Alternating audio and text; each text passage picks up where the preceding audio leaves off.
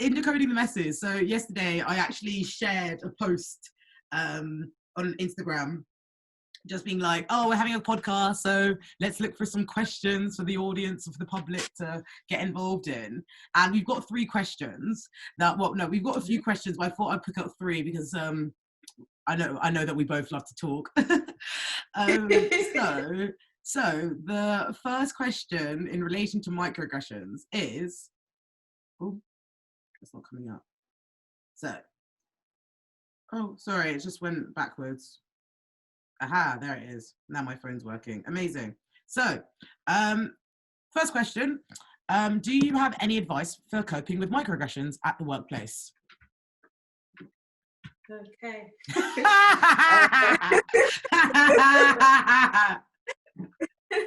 It's hard. When that question, Get Out and the sunken place, that's literally the image that comes to my mind when I think about the question. Just like the lack of control, the lack of like uncertainty. You have to pull you out almost. Yeah. And it's really hard because you find yourself questioning, did that really happen, or am I just imagining it? Am I being too sensitive? It's like literally feeling gaslighted. And I wonder if it's possible to find an ally, someone who can witness it with you and that you can do a reality check with. Mm-hmm. So for example, if you know that it happens in team meetings, meeting with that friend afterwards and just saying, I noticed this, did you notice that? Or was that just me? So almost like center checking but it has to be someone that is actually going to be an ally and not someone that you trust. Yeah. Yeah. Ideally someone that is of colour as well. But 100%. that might be a village that isn't possible. Yeah. But having someone that you can have that conversation with, so you're feeling less isolated in it and less on your own in the questioning. Mm. And I think from there, it really depends on the microaggression and the microaggression. And I would personally write it down, mm-hmm. Write things down. I'd write the thing. I'd write the date and the time and who it was, just for my own sanity and just so I have a log of it. So I don't talk myself out of, oh no, it's fine. Actually, this happened and this happened and this happened and this happened. And then I would potentially think about how safe do I feel going to HR? And that would be dependent on the person, that'd be dependent on the workplace.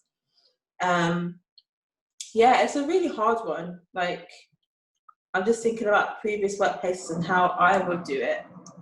And I think it's also about kind of knowing your policies, knowing where you stand, building a support team if you can. No, for sure. You gave so much. Honestly, thank you. Because I think microaggressions, it's this whole idea of picking and choosing your battles. And I think for me personally, within institutional settings, I need to document it. I need to document everything. If I'm not going to HR on the first incident, I'm going on the second, because I have every right to work in a safe and healthy environment as all of my peers. And because I might be experiencing discrimination by those peers, it needs to be documented, because it's wrong, number one, but also you don't know how much it is happening, because yes, you might be getting a microaggression by this bad person, right? No, by this person, whatever, but they could also be giving to microaggressions to other people. And if you realize that if this person, I think, let's say if I was just getting a microaggression, obviously it's mine and it's individual and it hurts, but if the person who's transmitting it is giving microaggressions to different people, you can understand that they're more a bully than they are just picking. They're not just they might be singling you out because of your microaggression that you have, but they are also a bully. Does that make sense? Yeah. And that actually now I do have an example of when that has happened, where I've had to deal with a microaggression. And actually the microaggression wasn't necessarily directed at me, but it was directed at the client group that we were working with. And so I felt, how do I say what I say? Yeah, like the client group being young Black people, let's just say. Yeah. A comment was made, which made me feel away, because it was almost saying like, we can't help them. Yeah. We can't help young people, which is wrong. The fact is that we need to change so that we can help Black people. It's not the Black young people's problem, it's our problem. We need to change ourselves. But that person made a comment as if like the problem was the young Black people. And I was the only Black person in the room. And I felt a certain way. It triggered me, because it felt like, well, if I was a young Black person, when I needed help, if someone said that to me, how would I then feel? And I'm in this work to work with all communities, especially young Black people. And so I took that away.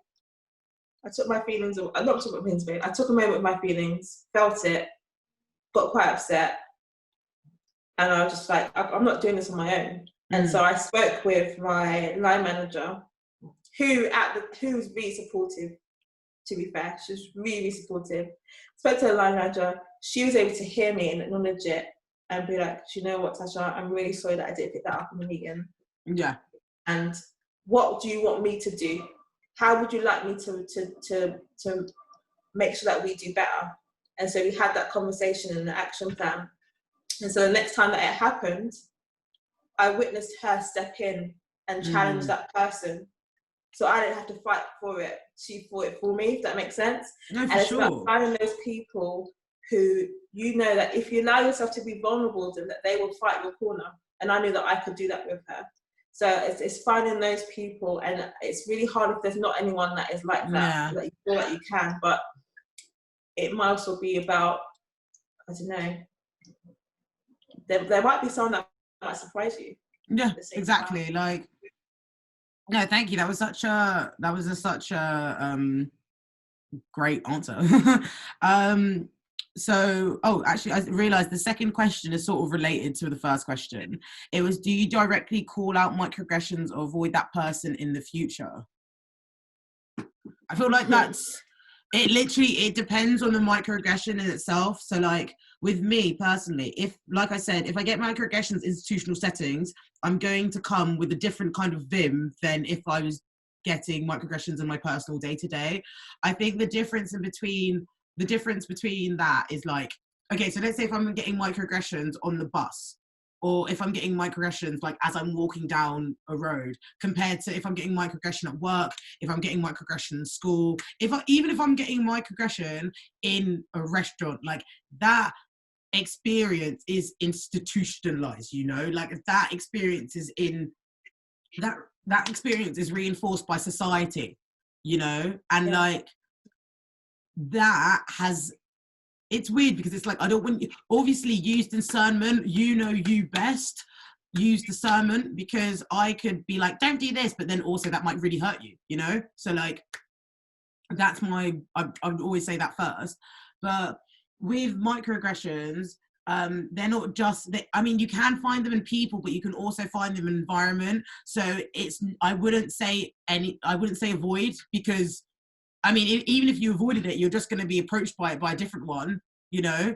I think if you get microaggressions from that person, if you feel safe, if it's safe to, and tell them, let them know that it disrupted you. If they take accountability, you can understand that you guys are going forward. But if they choose to dismiss and you feel like you're being gaslighted, then I would personally remove my space. I just remove myself from the person, just because they're not worthy of your time. But this is all relative. Like, we could talk about microaggressions, saying, oh, you're so pretty for a dark-skinned girl, but then you could also talk about microaggressions in the sense of thinking a Black woman is unintelligent, and then that influencing if you're hiring if you're picking them for a job, you know? So it's hard because microaggressions are fluid, dynamic, but extremely insidious. It's very you need to have a level of discernment, and you need to have some form of understanding which heightens your sense of self, you know, within it all. Yeah.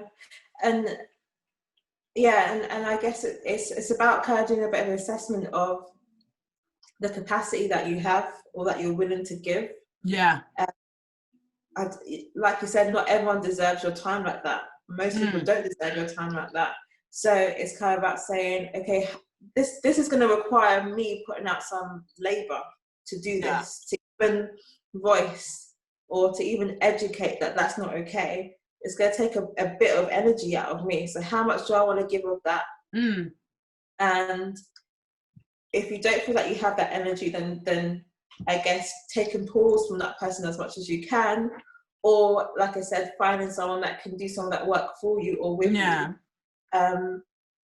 And yeah, it's quite hard because there's some microaggressions that you experience once from someone or from environment. So for example, when you're saying about jobs and stuff, I've had it before where I've gone to like psychotherapy events or counseling events, and people have thought that I'm a youth worker, or they thought that I'm a social worker, or that I'm a trainee, or that I'm a client. They never think, oh, you're a therapist. So they always ask, oh, why?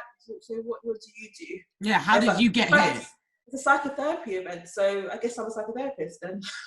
But there's a lot, and not to say those other jobs are not respectable. It's just saying that there's a disbelief that I'm at that stage where I'm a therapist. Yeah. And I will meet those people once and never again. But I have that choice of saying, I can either say, actually, I am a psychotherapist. I can actually kind of, I guess, find a way to affirm challenge that. Yeah, so that they can go away and not do it to somebody else. Or I can be like, actually, I'm not even going to give them my attention because I'm here to learn. I ain't here to educate. Exactly. And then there's people that you work with, or you know, like friends. Like you can get microaggressions from close friends, and they hurt so deep. And yeah, it's deep and it's hard, and it's even harder work. Because it might be that you've experienced it for so long, but you've got to a point where it's like, actually, no, this has to stop now. And if that friend is not willing to change or to look at themselves, then you've got another dilemma of, are we still friends then? Can I still catch friends? If my mind goes to that doubt, I've left you. Like, I know that is very blunt and I know that is very harsh, but it's like I've been in this experience multiple times. I've been in this experience. You know who I am. You know the way that I talk. You know how I'm so forward with my feelings. So if I'm coming to you and you choose to dismiss it, you're choosing your individuality, and you're not even your individuality, because that has more range. You're choosing your sensitivity more so than this conversation, because you could have treated it as a conversation which was constructive and adaptive, with you to learn from, but you saw it as, oh, we're talking about race, and as soon as my brain goes, and I'm talking about like friendship, not like obviously everyone, but like let's say I've known people for years, like I've known some of my oldest friends since I was 4, you know, and like going throughout life, being a black woman, it's like, oh, we're friends. Oh, wait, no, you're not. You see me as just black. Oh, we're friends. Oh, you just see me as your black friend, you know? So because I've been in those experiences, whether it was primary school, middle school, boarding school, university, whatever, because I've experienced it so much, I don't need to give myself the time. Like, I know better. Just because you don't know right now, it's not even, I don't even know if it's your fault. I don't know, because some people know more so than you, but you just haven't learned yet. So just don't be around me whilst you're learning, or whilst you're in the uncomfortable stage of racism, because it's always but the thing is, it's always going to be uncomfortable though. It's always going to be uncomfortable. Like, I was made to feel uncomfortable just because of having a black body in a white space, and you're uncomfortable because your feelings are a twist, because you've read something that made you feel like discomfort.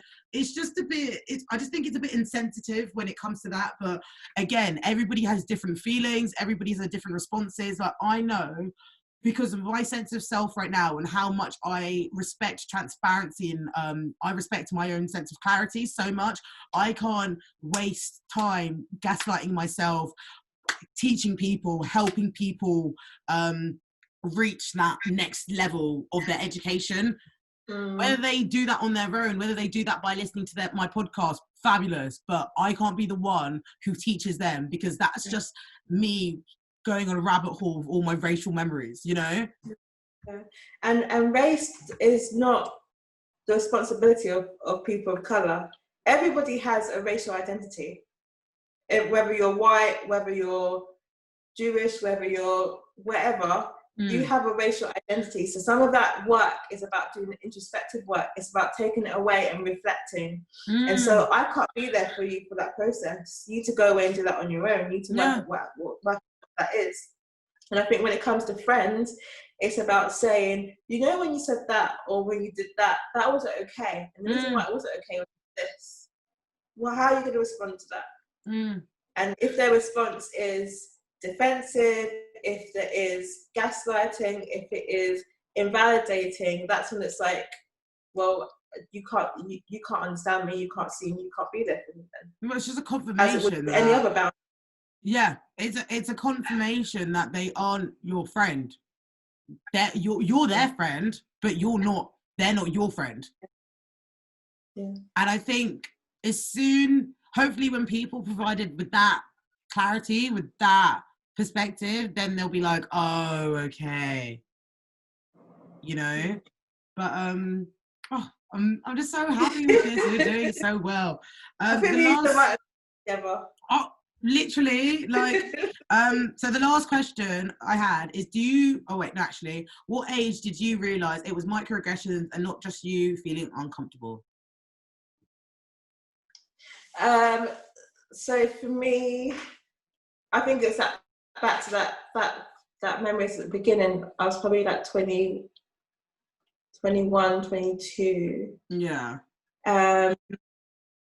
I mean, I think that's the first time I was really confronted with it, but I know that I felt it before. So, for example, I went to school in Essex, and primary and secondary school, and so I was very much confronted with the thing of like, there wasn't that many Black children in my year group, but they were seen in a specific way. They were seen as naughty or cheeky, or the ones that get in trouble, the ones that get excluded. And then I know my mum's expectations of me, which was, you know, you have to basically be this successful person and get A's and da-da-da. So I was stuck with this kind of conflict of, what do I do? Do I be friends with the Black kids like I want to be? Or do I fulfill my mum's expectations? And it's this thing of like seeing what other people see of a group or a community or a person, and knowing that it's not quite right and it's not quite true and it's not possible for all these people to be this projection that everyone's putting onto them. So I was very much aware of that, and I was also aware of kind of things like being called an Oreo, being called a Bounty, being called, there's another one, coconut.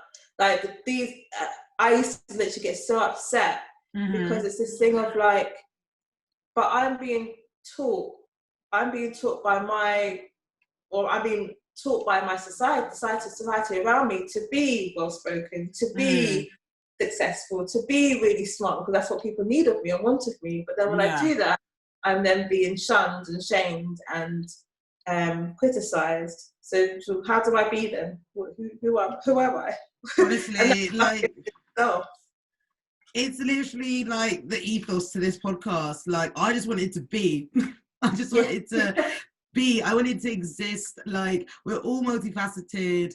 We all want to be seen in our entirety. However, we don't have that opportunity. Yeah. And as soon as people, I guess, really acknowledge that, then hopefully we can make change. Yeah.